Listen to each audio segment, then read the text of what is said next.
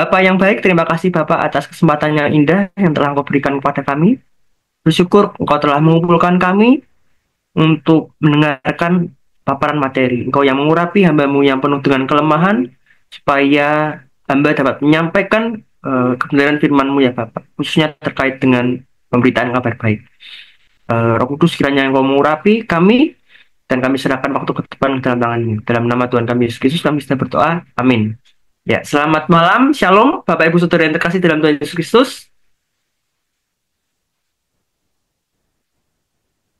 Selamat malam juga untuk Pendeta Yoyo sebagai pembina karena Bible Cross. Shalom, selamat malam, Ya, selamat malam, Pak. Brother Noel. Ya, Ya, salam kenal juga sekalian ya. ya, Tuhan perkenalan ini saya memberkati. melihat nih anak-anak muda ya kayaknya ya, kayak gitu ya. Betul Iya, ya Mas Nui ya, kayaknya anak muda, sebagian besarnya mahasiswanya, saya panggilnya teman-teman aja ya, kan ya masih seumuran lah ya, kayak gitu. Silahkan bagi teman-teman yang belum on cam bisa on cam ya. Ada Kak Yosi, Kak Regar Mansur, oke, Kak Titi sudah on cam.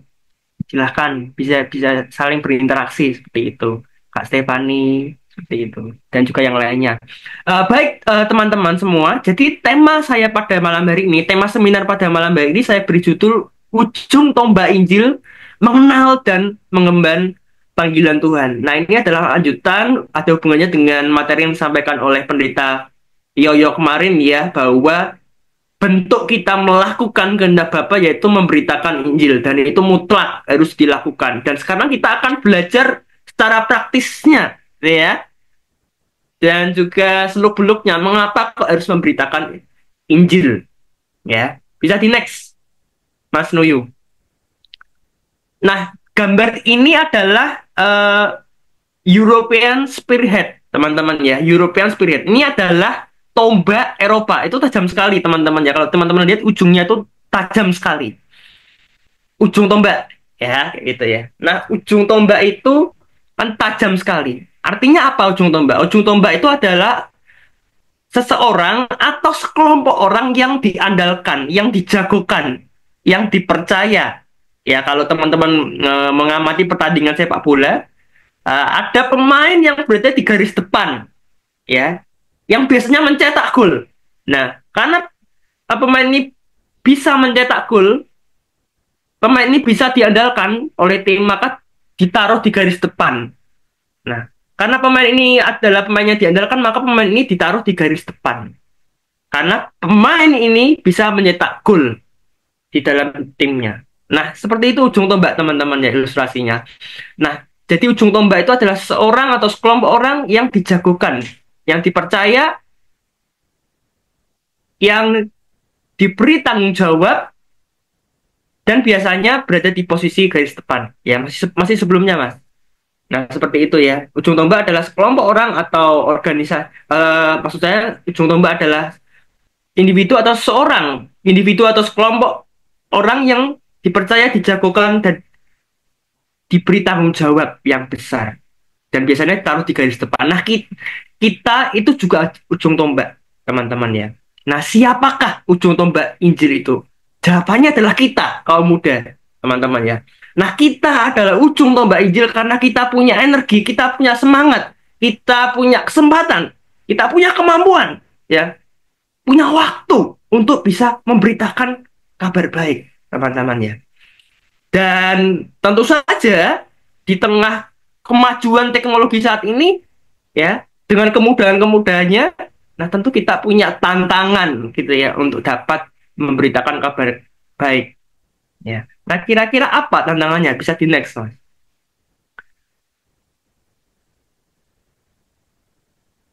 Nah, panggilan Tuhan dalam hidup kita adalah untuk memberitakan Injil. Tapi justru di tengah kemajuan zaman ini, malah banyak tantangan yang kita hadapi, teman-teman ya. Nah, kira-kira menurut teman-teman itu tantangan dalam beritakan Injil itu seperti apa? Ya, saya mau mendengar jawabannya, teman-teman ya. Silahkan, bisa berpendapat. Bisa resen atau langsung open mic gitu ya, open mic atau chat gitu. Menurut teman-teman, tantangan dalam beritakan Injil itu apa sih? Ini kesulitannya untuk beritakan Injil itu apa sih? Silakan. Ketakutan, ketakutan. Oke, ketakutan, Kak Rasa Titi. takut, Hmm. takut penolakan misalnya. Dapat melangkah ya. Kak Titi mahasiswa? Iya, mahasiswa. Oh iya, iya. Siap, siap. Oke, makasih Kak Titi. Yang lain? Ya, ketakutan. Tuliska, silakan. Sebenarnya takut ditolak sih, Bang. Takut Ditolak ditolak. sama orang. Oke, oke. Ya. Iya, iya, iya. Berarti pengalaman ditolak berarti ya? Pernah. Waktu Iya, iya, iya. Nanti Islam. ceritanya ya. Oke, oke, oke. Terima kasih, takut ditolak. Yang lain satu lagi deh. Hmm, ya Yosi. Silakan kalau mau berbicara. Atau yang lain? Jadinya diajak debat, Kak. Oke, diajak juga. Oke, siap, siap. Ya, itu adalah contoh-contoh ya, teman-teman ya. Eh, Tantangan-tantangan dalam memberitakan Injil. Ketakutan, ya, takut diajak, takut ditolak, ya, takut dicap sok rohani, ya gitu kan. Waktu ini memberitakan Injil, ya kan. Kamu sok rohani, gitu kan. Kamu kok radikal, kayak gitu. Ya. Takut kalau misalnya orang itu nggak menerima, takut dikucilkan, ya. Dan juga banyak tantangan-tantangan lainnya, teman-teman.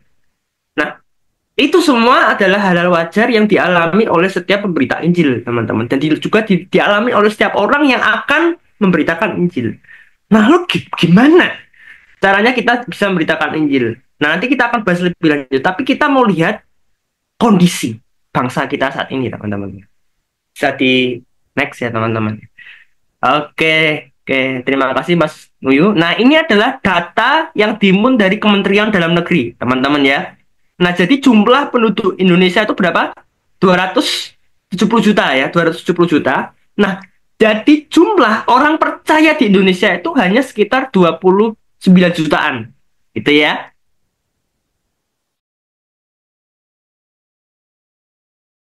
Artinya adalah 241 juta orang lainnya adalah orang yang tidak percaya.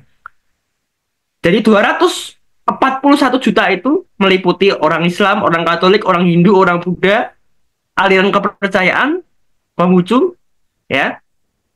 Mereka tidak percaya Tuhan Yesus Kristus. Nah, bayangkan teman-teman ya, betapa banyaknya orang yang belum mendengar Injil. Betapa banyaknya orang yang belum mendengar tentang Kristus.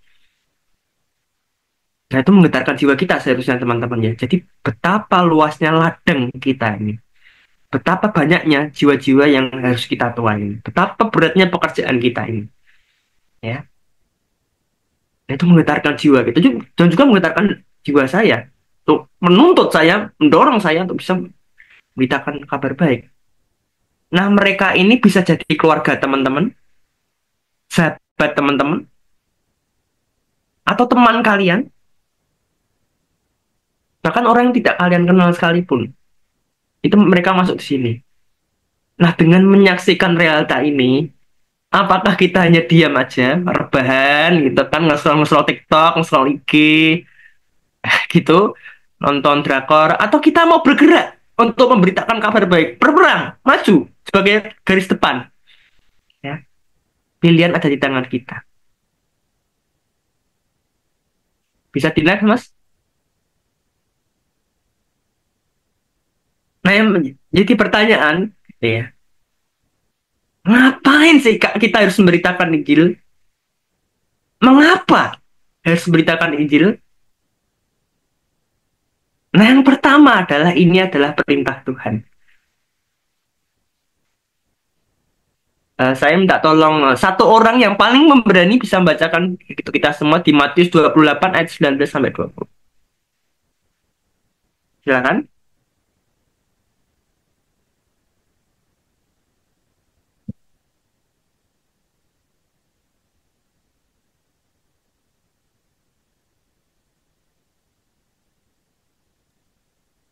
Matius 28 ayat 19 sampai 20 firman Tuhan berkata, "Karena itu pergilah, jadikanlah semua bangsa muridku, dan baptislah mereka dalam nama Bapa dan Anak dan Roh Kudus, dan ajarlah mereka melakukan segala sesuatu yang telah kuperintahkan kepadamu. Dan ketahuilah Aku menyertai kamu senantiasa sampai kepada akhir zaman. Amin. Terima kasih Mas Nuyan telah membacakan. Nah, jadi di dalam Matius 28 ayat 19 sampai 20 itu adalah amanat agung Tuhan Yesus Kristus, Great Commandment. Perintah dari Tuhan Yesus Kristus sendiri.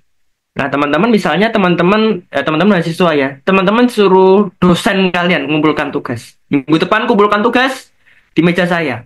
Nah, teman-teman pasti akan mengumpulkan kan karena perintah dosen. Atau teman-teman yang sudah bekerja diberi tugas sama atasan, pasti akan dikumpulkan, pasti akan mengerjakan sebaik-baiknya. Nah, ini adalah perintah Tuhan, perintah raja di atas segala raja, teman-teman ya. Ya. Apakah kita menunda-nundanya? Ya, nanti Tuhan. Orang lain bisa. Ingat teman-teman, perintah untuk memberitakan Injil itu perintah kepada semua orang Kristen. Ya. Enggak cuma pendeta, enggak cuma aktivis gereja, tapi untuk semua orang Kristen tanpa terkecuali. Semua orang Kristen pada dasarnya adalah pemberita Injil. Semua orang Kristen adalah pemberita Injil. Nah, jadi karena ini adalah perintah Tuhan, amanat agung Tuhan Yesus Kristus, ya, maka kita harus melakukannya. Ini menjadi kewajiban kita.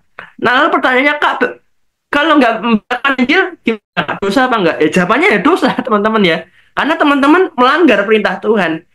Ya, perintah Tuhan untuk memberitakan Injil. Dan Alkitab berkata bahwa kalau kalian tahu yang baik tapi tidak melakukannya, berarti kalian sudah melakukan dosa.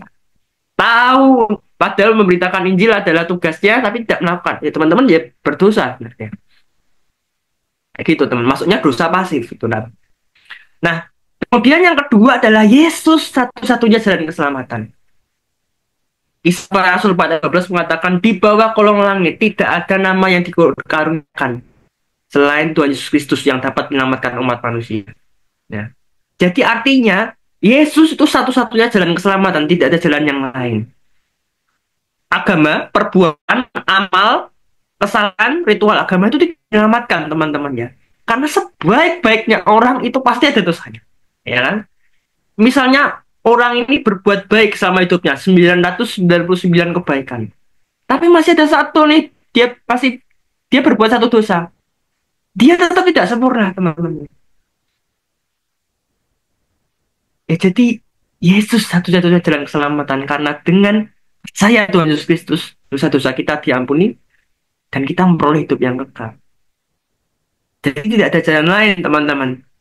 Banyak jalan menuju Roma, tapi jalan ke surga hanya Tuhan Yesus Kristus.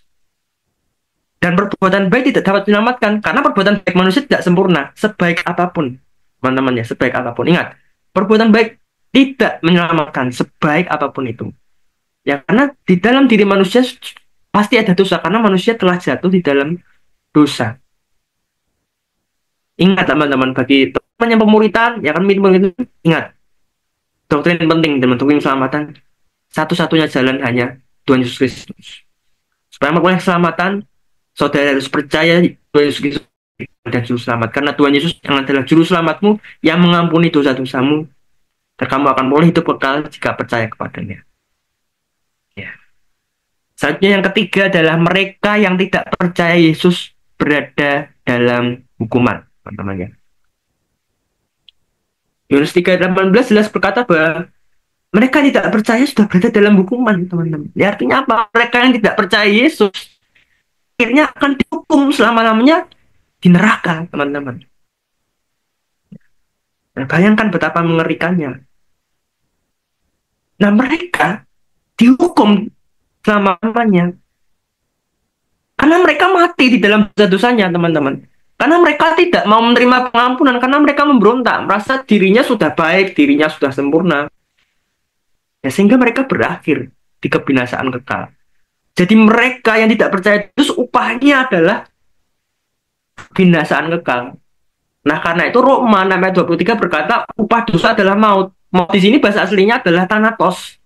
Artinya adalah keterpisahan dengan Allah sampai selama-lamanya, teman-teman. Ya, bayangkan, jadi nggak ada remisi, ya kan? Nggak ada pengurangan hukuman, itu selama-lamanya kekal. Jadi mereka yang tidak percaya upahnya adalah kebinasaan kekal, tapi bagi mereka yang percaya adalah hidup yang kekal. Nah, biasa ya. Jadi ada 3 poin ya. Enggak. Jadi ada 3 alasan mengapa harus memberitakan Injil. Yang pertama, ini adalah perintah Tuhan. Yang kedua, Yesus satu-satunya jalan keselamatan. Yang ketiga, mereka yang tidak percaya Yesus berada dalam hukuman. Next.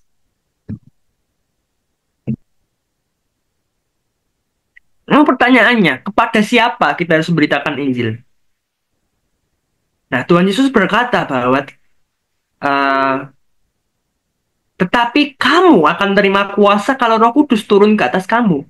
Dan kamu akan menjadi saksiku di Yerusalem dan di seluruh Yudea dan Samaria dan sampai ke ujung bumi. Nah, saya akan menyoroti khusus bagian tempat ini ya, karena bagian tempat ini memiliki arti masing-masing. Nah, Yerusalem berbicara tentang keluarga kita, lingkup paling dekat kita. Ya, catat ya teman-teman. Jadi Yerusalem itu berbicara tentang lingkup keluarga kita yang paling dekat. Ayah, ibu, adik kita, kakak kita. Nah, itu kita harus memberitakan Injil. Dan biasanya paling sulit adalah keluarga sendiri, teman-teman ya. Iya, kayak gitu. Dan bahkan keluarga Yesus pun tidak percaya. Kalau teman-teman lihat kisah itu Tuhan Yesus ya, keluarga Yesus pun tidak percaya kalau Yesus itu adalah Tuhan. Ya, pada awalnya saudara-saudara Yesus pun tidak percaya. Ya, walaupun pada akhirnya saudaranya percaya Yesus itu. Kita harus beritakan Injil kepada keluarga kita yang dekat. Ya. Nah, kemudian Yudea ini masih mencakup keluarga, ya, masih mencakup keluarga tapi lingkupnya lebih luas. Ini berbicara tentang om, tante, kakek, nenek, ponakan, saudara-saudara kita, famili kita. Itu Yudea. Nah, saya percaya kita semua dipercayakan Tuhan. Nah, keluarga saya di pihak ayah itu mayoritas beragama Muslim. Ya, saya berusaha untuk mewartakan kabar baik, memberitakan Injil kepada saudara-saudara saya, ya, yang seumuran saya. Ceritakan siapa itu Yesus satu-satunya jalan keselamatan. Karena mereka perlu mendengarkannya, teman-temannya. Kita harus mewartakan Injil itu, khususnya kepada keluarga kita. Nah, kemudian selanjutnya Samaria. Apa sih Kak Samaria itu? Nah, Samaria ini dikenal sebagai lingkungan orang-orang yang kafir, teman-teman. Jadi di Samaria ini kan daerah orang-orang kafir, artinya orang-orang yang tidak percaya Allah Israel. Nah, demikian juga dalam hidup kita, Samaria ini berbicara mengenai lingkup orang-orang yang tidak percaya di sekitar kita, gitu ya. Jadi Samaria itu berbicara tentang lingkup orang-orang yang tidak percaya di sekitar kita. Lingkungan orang yang tidak percaya di sekitar kita, yaitu Samaria. Nah, siapa orang-orangnya, Kak? Teman sekolah kita, teman kerja kita, tetangga kita, ya. Jadi Samaria itu adalah lingkungan orang-orang yang tidak percaya di sekitar kita. Mereka bisa saja beragama Islam, beragama Hindu, beragama Buddha. Itu ada mereka yang ateis, agnostik. Nah, gitu. Kita harus beritakan Injil kepada mereka. Dan pasti Tuhan percayakan orang-orang seperti itu. Selanjutnya sampai ke ujung bumi. Nah, sampai ke ujung bumi ini tidak harus kita beritakan Injil sampai ke pelosok-pelosok, gitu ya, sampai ke suku-suku terdalam. Tidak harus seperti itu. Nggak harus, kecuali kalau memang teman-teman dipanggil sampai ke situ, ya. Tapi ujung bumi ini berbicara dimanapun kita berada. Jadi ujung bumi di sini berbicara dimanapun kita berada, kita harus memberitakan Injil. Di rumah, di sekolah, di kampus, di mall, di pasar, dimanapun kita berada, kita memberitakan Injil. Nah, disitulah kita menjadi saksi. Ya, ingat ya teman-teman ya, ada 4 ya gitu ya, 4 bidang ya, kita bisa memberitakan Injil. Yerusalem, keluarga dekat kita, keluarga inti, ayah, ibu, kakak, adik. Yudea masih di lingkup keluarga, tapi lebih luas, ponakan, saudara, kakek, nenek, tante, om. Samaria adalah lingkungan orang-orang yang tidak percaya. Ya. Teman sekolah, teman kerja, teman nongkrong, gitu ya, atau teman mabar, ya, gitu. Nah, itu Samaria. Ujung bumi dimanapun kita berada. Nah, oke, selanjutnya, terus ada pertanyaan, gimana Kak caranya? Aku tuh mau memberitakan Injil, tapi nggak tahu caranya. Mungkin ada teman-teman, aku tuh mau memberitakan Injil nggak sebenarnya Kak? Tapi nggak tahu caranya. Ya. Nah, bagaimana caranya memberitakan Injil? Ya, bisa di Kak.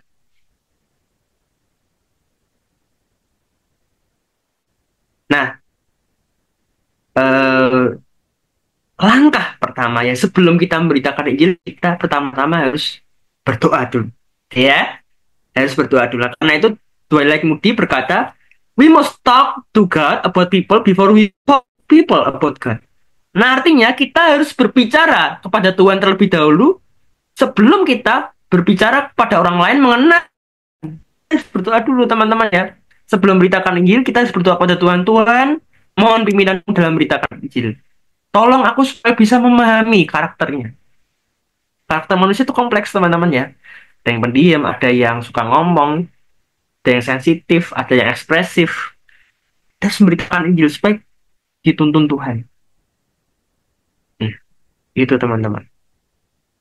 Kita harus berdoa. Nah, berdoa itu selain menyiapkan diri kita juga menyiapkan hati orang yang kita injili. Nah, selanjutnya cara pertama untuk memberitakan Injil bisa di next, Kak, melalui kesaksian pribadi.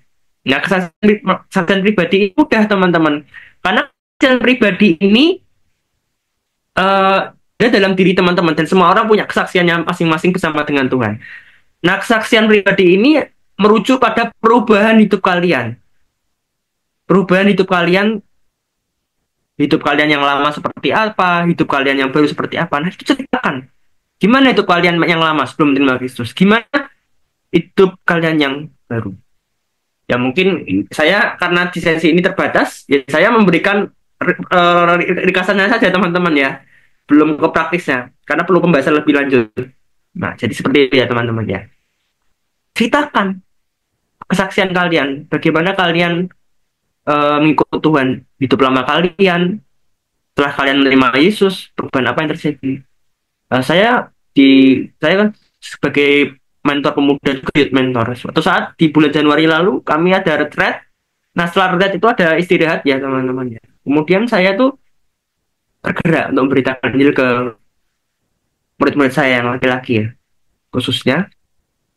Ya, kemudian saya ceritakan kesaksian pribadi saya, kehidupan saya yang lama, kehidupan saya yang baru saat menerima Yesus, dan kemudian saya tantang untuk berdoa menerima Kristus. Nah, jadi kesaksian pribadi itu sebagai jembatan. Nah, kayak gitu, jembatan kita untuk bisa memberitakan Injil kepada orang yang kita injili. Selanjutnya, memberitakan Injil secara digital, teman-teman ya. Nah, dunia ini sekarang semakin canggih. Teknologi semakin canggih, teman-teman ya. Kalian bisa buka apa aja di HP kalian. Kalian bisa belajar di HP kalian. Kalian bisa nonton apa aja di HP kalian. Nah, jadi dengan HP kalian juga bisa memberitakan Injil. Nah, sekali lagi, karena ini waktu yang terbatas, saya hanya memberikan ringkasannya saja. Karena kalau memberitakan Injil secara digital, ada bahasanya juga. Digital ministry, teman. Jadi saya memberikan ringkasannya aja.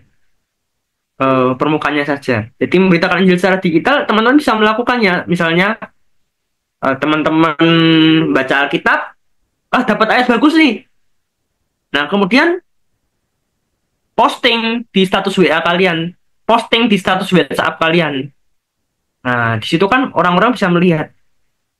Teman-teman kalian yang belum percaya kan bisa melihat.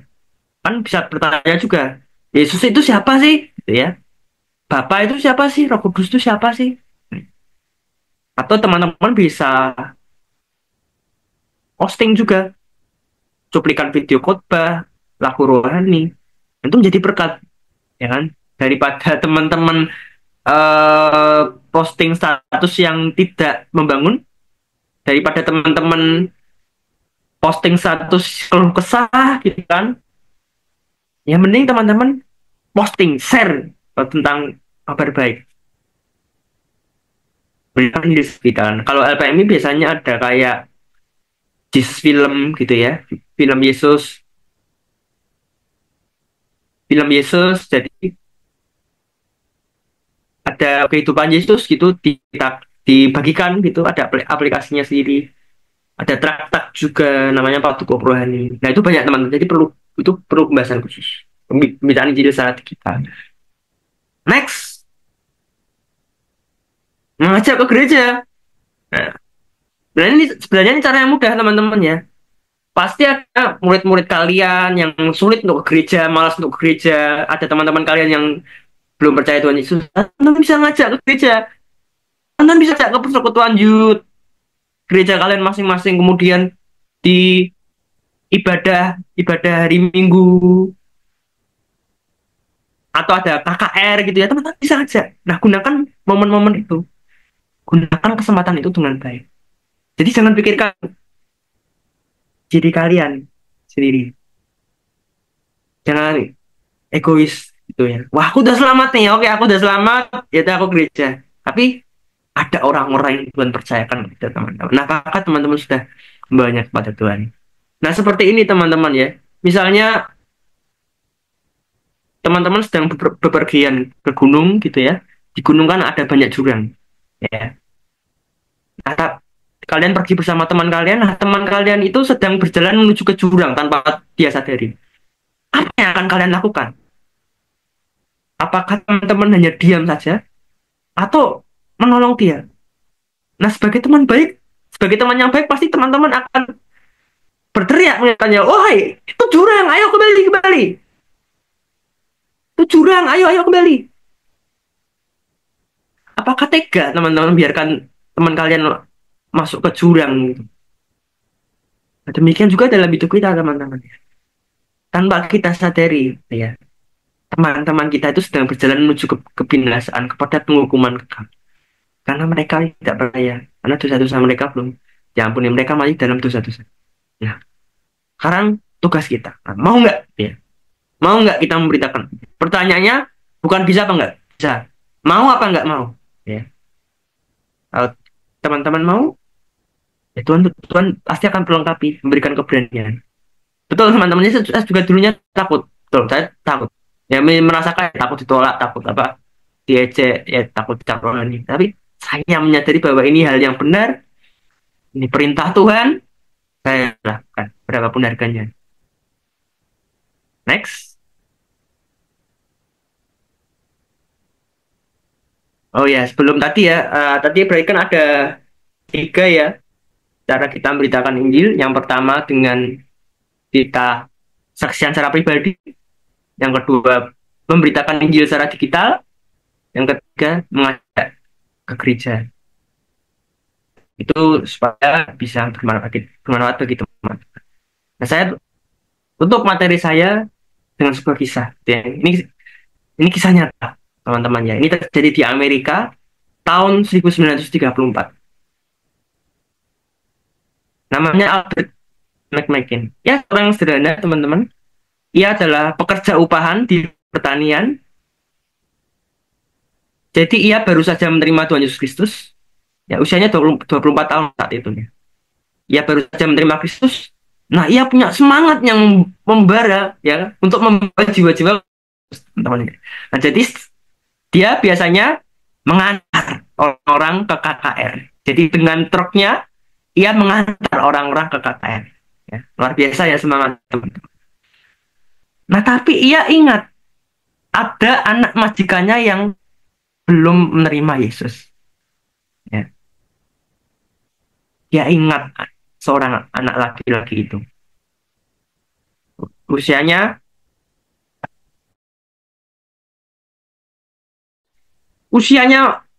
anak laki-laki itu sekitar 16 tahun. Ya, terpaut 8 tahun ya dari dia ya. Laki ini belum menerima Kristus. Ya, dia kasihan. Nah, dari hari ke hari ia membujuknya. Ya. Nah, tapi anak laki-laki ini memang nggak mau ya. Anak laki-laki ini suka main golf, ya kan, suka cewek gitu ya. Jadi gonta-ganti pacar. Dia nggak tertarik dengan hal yang ini. Itu. Jadi dari hari ke hari Albert ini mengajak anak laki-laki itu untuk ikut akad. Tapi nggak mau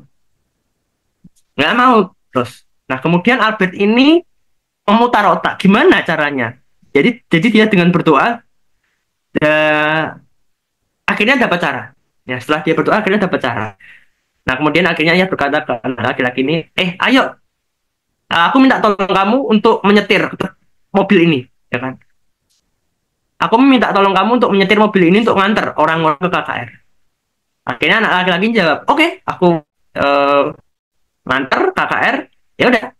Ya habis itu di luar aja, pikirnya cuma nganter aja, cuma di luar aja. Ya akhirnya mereka mengantar. Akhirnya anak laki-laki ini mengantar tetangga-tetangga dan orang-orang ke KKR. Ya udah, jadi anak laki-laki ini dan Albert menunggu orang-orang itu saat mengikuti KKR. Albert terus berdoa supaya anak laki-laki ini turun dan mengikuti KKR ini. Nah, 1-2 kali enggak, berapa kali? Nah, akhirnya teman-temannya, akhirnya anak laki-laki ini turun dan mengikuti KKR ini. Dan akhirnya anak laki-laki ini masuk ke KKR tersebut. Jadi kan pada zaman dulu tuh tenda-tenda teman-teman ya. Jadi pada zaman dulu tuh kalau KKR ada tendanya besar. Nah, akhirnya anak laki-laki ini turun dari mobil dan masuk ke tenda mengikuti KKR itu dan akhirnya menerima Yesus sebagai Tuhan dan Juru Selamat. Akhirnya terjadi perubahan yang luar biasa pada hidup anak itu. Dan akhirnya Tuhan pakai anak itu secara luar biasa. Nah, teman-teman tahu siapa anak laki-laki yang diajak oleh Albert McMakin ini, teman-teman, ke KKR? Bisa di next, Mas.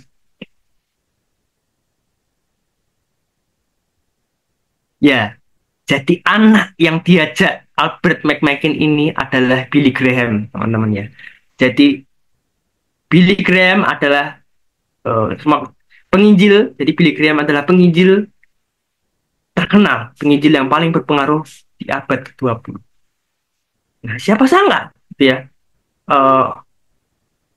bisa menjadi seperti itu, Billy. Nah, bayangkan gitu ya, bayangkan kalau misalnya Albert gak mau, nolak, ya. Enggak, Tuhan, yang lain saja. Tapi Albert ini memiliki hati yang berbelas kasihan kepada Billy ini. Akhirnya ya, terus-menerus mengajaknya. Akhirnya membawa Billy kepada Tuhan. Billy dipakai Tuhan secara luar biasa menjadi penginjil seluruh dunia. Ya mungkin dari kisah ini ya, teman-teman ya, kita mungkin tidak bisa ya, kita mungkin tidak bisa menjadi seperti Billy Graham. Nah, tetapi kita bisa menjadi seperti Albert McMakin. Kita bisa mengajak teman-teman kita kepada Kristus. Kita bisa mengajak orang-orang kita kepada Kristus. Nah, jadi ada 2 pelajaran yang saya petik, teman-teman, dari kisah Albert McMakin ini. Nah, yang pertama adalah semangat yang pantang menyerah dalam menyelamatkan jiwa. Kita bisa melihat, teman-teman ya, diajak terus nggak mau diajak 1-2 kali, berkali-kali. Akhirnya mau. Ya. Akhirnya mau, teman-teman. Akhirnya Billy mau mengikuti KKR. Dan juga dalam hidup kita, mungkin kita punya murid-murid yang sulit untuk diajak gereja. Mungkin kita punya murid-murid yang susah dinasihati, nggak mau ikut persekutuan, nggak mau ikut pemuritan, nggak mau ikut KTB. Nah, tapi kita nggak akan pernah tahu depannya seperti apa. Itu ya. Dan pelajaran yang kedua adalah kita tidak akan pernah tahu nasib orang yang kita injili. Ya, jadi yang kedua adalah kita tidak akan pernah tahu nasib orang yang, nah, bisa jadi orang-orang yang sulit kita injili gitu ya, yang menolak terus, yang nggak mau diajak gereja, nggak mau diajak persekutuan. Siapa tahu menjadi penginjil yang besar, bisa menjadi terkenal, pendeta yang besar. Ya, atau bisa jadi ya cuma jadi orang biasa. Gitu. Nah, yang penting kita sudah melakukan tugas kita untuk memberitakan Injil kepada mereka.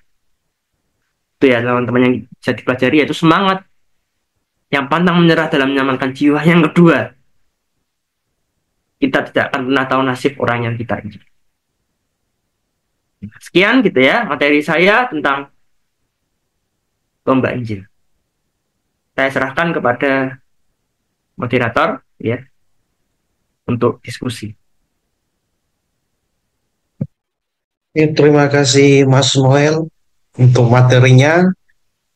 Saya percaya bahwa teman-teman yang menyaksikannya dan Bapak Ibu terberkati dengan materi yang disampaikan oleh Mas Noel.